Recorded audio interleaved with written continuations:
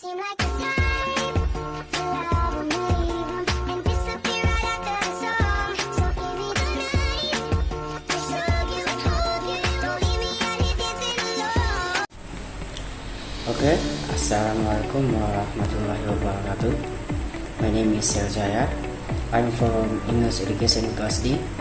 So in this occasion, I will explain about what did we learn when the first meeting until the seventh meeting in the subject language testing. So what is language testing? The language testing is the process of evaluating a person's language skills, both in spoken and written aspect. The purpose of language testing is to measure the extent to which an individual can use the language in a real communication context.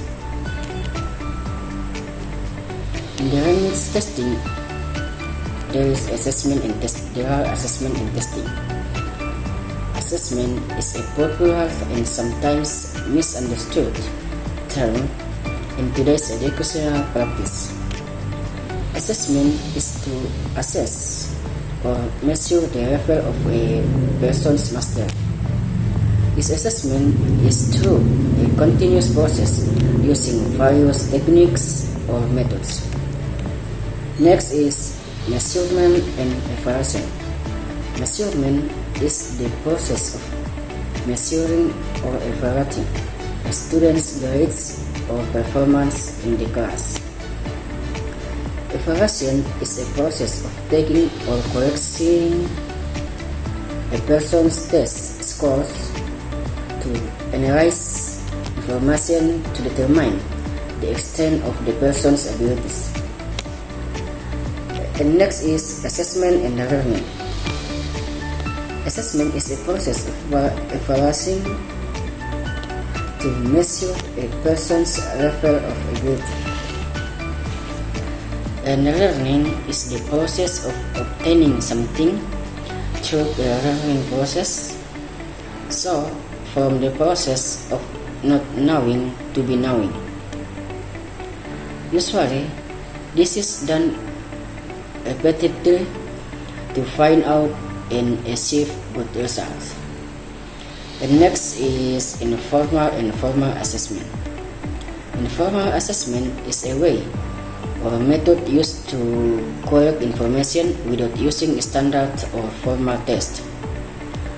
And formal assessment is a procedure created to provide assessments to teachers or the students to determine students' abilities or achievements. And next is formative and summative assessment.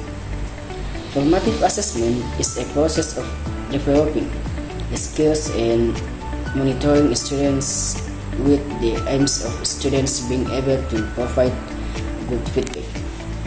And summative assessment is an evaluation or assessment process carried out after class to achieve good students' learning outcomes.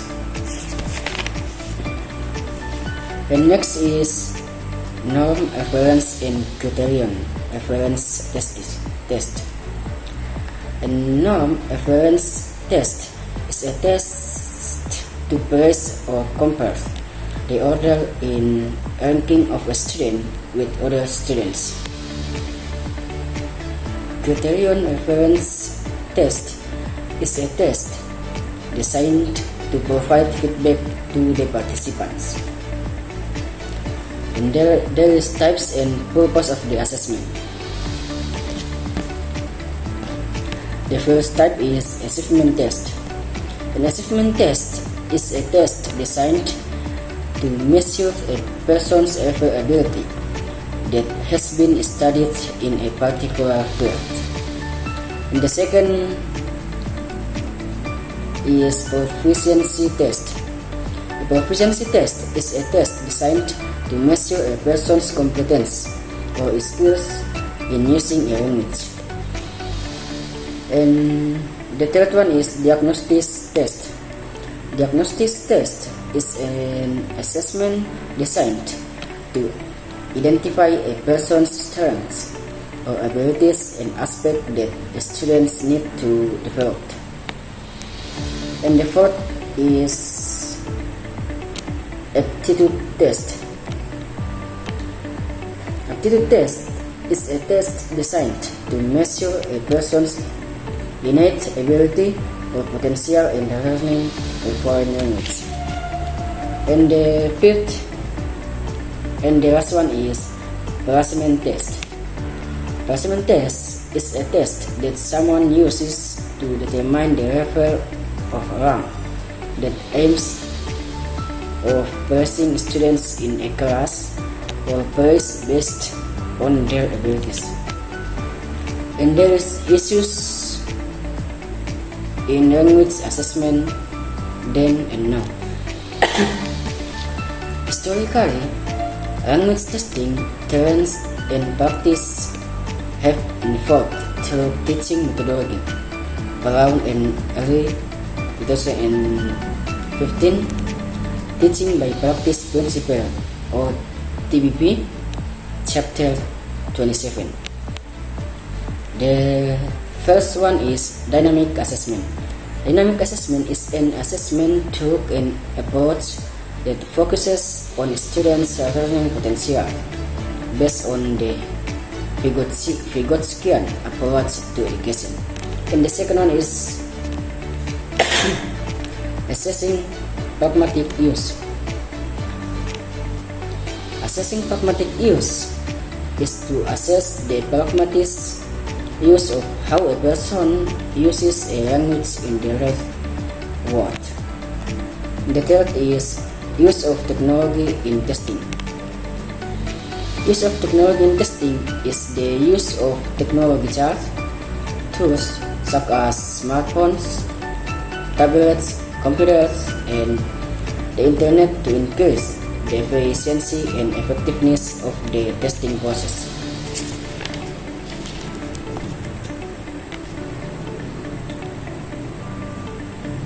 And there is language assessment. Language assessment is the process of measuring a person's language ability in various aspects such as speaking, listening, hearing, and writing. There is principles of language assessment. There are several principles of language assessment, including the first one is validity. The assessment must measure what they intended to measure. For example, tests must reflect students' speaking abilities accurately. And the second is reliability. An assessment should produce the same results over time in different contexts, or a person's scores should remain the same even if they take the assessment repeatedly. And the third is fairness. Fairness is an assessment must ensure that all learners have an equal opportunity to demonstrate their language skills. The fourth is practicality. An assessment must depend on time, resources, and logistics. Assessment must be able to be carried out well by both the assessor and the students. The fifth is respect. An assessment should provide positive results that can encourage students to use language in a good way for their language development. And the sixth is authenticity. Assessment must be consistent with how language is used in the real world. The seventh is transparency. The assessment process must be clear and easy to understand by the assessor and the student. And next is designing classroom language test.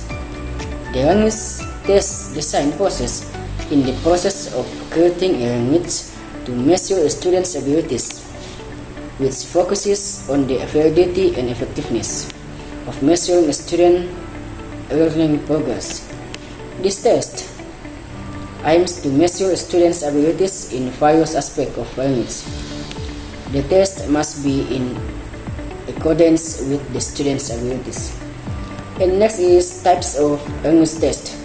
The first is the language proficiency tests are designed to evaluate students' ability to learn a foreign language. The second is a language skills test that assesses overall language ability, including reading, writing, speaking, and listening skills.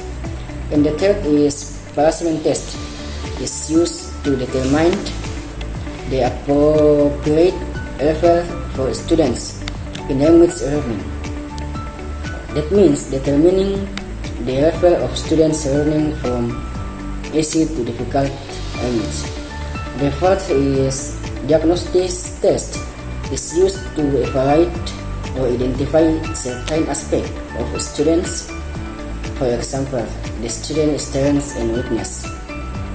The fifth is the assessment test is usually conducted at the end of learning to assess the extent to which students have achieved the language. And next is practical steps to test construction. The first is assessing clear and unambiguous objectives, means ensuring that the research objectives are clearly defined and stated in the context of students' performance using new vocabulary in appropriate sentences. The second is developing test specification that outline what will be tested, for example, listening, speaking, reading, or writing skills. The third is developing testing tasks, that means the lesson given to the student are clear and easy to understand and relevant to the testing objectives, so that students will understand more easily and avoid the confusion. And the fourth is designing test items multiple choice. That means the form of the equation or statement is made overlapping or incomplete, but the answer obtained provided include the correct answer. And there is a standard-based assessment. Standard-based assessment is a way to evaluate student performance using predetermined standards that usually include competencies that students should have in a particular area. This assessment aims to ensure that all students reach the same level of understanding and skills. Standard assessment have clear measurable criteria that make it possible to provide specific feedback. Standard-based education is an approach that emphasizes the achievement of concrete and measurable learning outcomes. Next is designing English language standards. Designing English language standards, that means establishing the abilities and skills that the students should have in speaking, listening, reading, and writing. Standard-based assessment or SBA will help students and parents understand what is expected of them. And next is consequence of standard-based assessment and standard testing. The consequence of standard-based assessment and standard testing refer to the effect or consequence arising from the implementation of standard-based assessment and testing system in the academic environment. Standard-based assessment can be used to analyze overall student performance and to design intervention needed to improve their learning. Standardized testing. Standardized testing is not limited to standard-based assessment, but also involves systematic administration and scoring procedures. While designing standardized test is the result of extensive empirical research and development. And Next is advantage and disadvantage of standardized testing. The first is advantage. The first one is efficiency and practical, able to save teachers' time.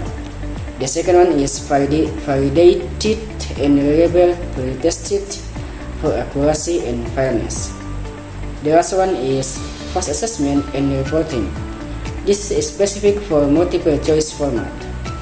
And the second is disadvantage. The first one is potential for abuse. It sometimes used inappropriately. For example, a skills test as achievement test.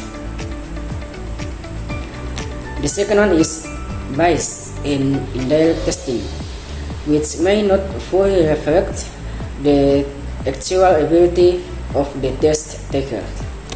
The last one is wrong authority. Sometimes the test doesn't have content validation. Okay, I think just enough about my explanation. If I have something bad or something that wrong, I want to apologize, and just I say wassalamualaikum warahmatullahi wabarakatuh, and thank you.